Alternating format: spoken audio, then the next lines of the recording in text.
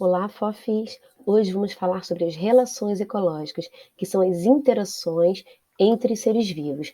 Elas podem ocorrer entre indivíduos da mesma espécie, chamadas de intraespecíficas, ou entre indivíduos de espécies diferentes, chamadas interespecíficas. Os indivíduos podem ambos ser beneficiados, ou apenas um, chamada de relação harmônica, ou a relação pode ser desarmônica, quando pelo menos um indivíduo é prejudicado. As relações interespecíficas podem ser por colônias, onde ocorre uma relação anatômica obrigatória entre os indivíduos da mesma espécie. Exemplo, colônia de corais, colônias de bactérias. Apenas um indivíduo isolado não sobrevive. Ou pode ser sociedade, em que há uma divisão do trabalho. Exemplo, formigueiros, gorilas, sociedade de humanos, colmeia de abelhas ou cupins. Dentre as relações interespecíficas, pode haver o comensalismo, que é uma relação em que um indivíduo é beneficiado, pois se alimenta dos restos alimentares do outro indivíduo. Exemplo, tubarão e rêmora, homem e urubu e o leão e a hiena.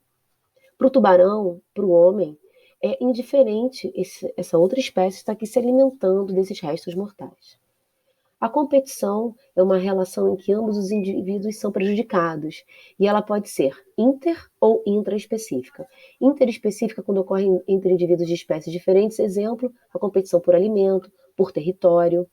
E na intraespecífica, quando dois machos competem pela mesma fêmea. O mutualismo é uma relação em que ambos os indivíduos que interagem são beneficiados, mas é uma relação obrigatória. Exemplo, líquen, que é a junção da alga mais o fungo. A alga, como ser fotossintetizante, produz a glicose, que serve de alimento para o fungo.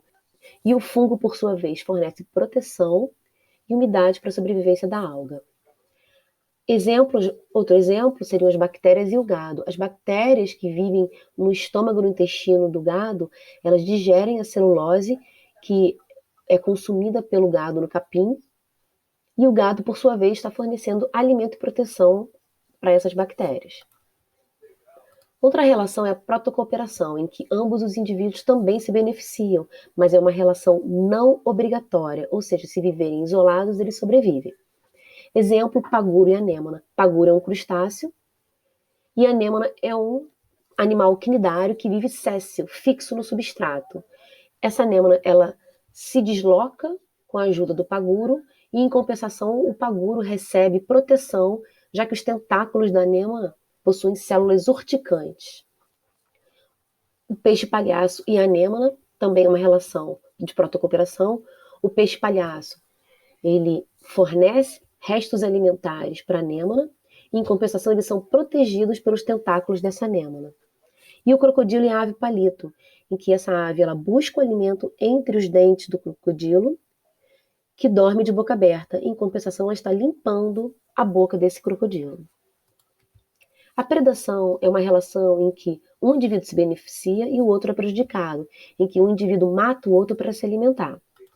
O parasitismo é a relação em que um indivíduo se beneficia também e o outro é prejudicado. Mas, no entanto, o parasita não tem a intenção de matar o seu hospedeiro. Caso contrário, ele também morreria. Ele vive às custas desse outro indivíduo. No epifitismo ou inquilinismo, uma espécie vegetal apenas se apoia sobre a outra espécie, não causando-lhe o mal. Essa espécie ela não absorve os nutrientes da planta sobre a qual ela está se apoiando. Exemplo, bromélias e orquídeas. Então, como tabela resumo das relações, mais quando o indivíduo é beneficiado, menos quando ele é prejudicado, ou zero cortado quando para ele é indiferente. Na colônia, ambos indivíduos são beneficiados. Na sociedade, a mesma coisa. No comensalismo, um indivíduo é beneficiado e o outro, que fornece os restos alimentares, é indiferente. Na competição, ambos indivíduos são prejudicados. Mesmo que um vença, eles sempre saem de alguma maneira cansados ou feridos. Mutualismo, ambos indivíduos são beneficiados, assim como na protocooperação. Na predação, um indivíduo é beneficiado e o outro é prejudicado, o que morre. Parasitismo, o parasita é beneficiado e seu hospedeiro é prejudicado. E no epifitismo ou inquilinismo, a bromélia ou a orquídea são beneficiadas e para a planta onde ela está se apoiando é indiferente. É isso, fofes. Espero que tenham gostado e até a próxima.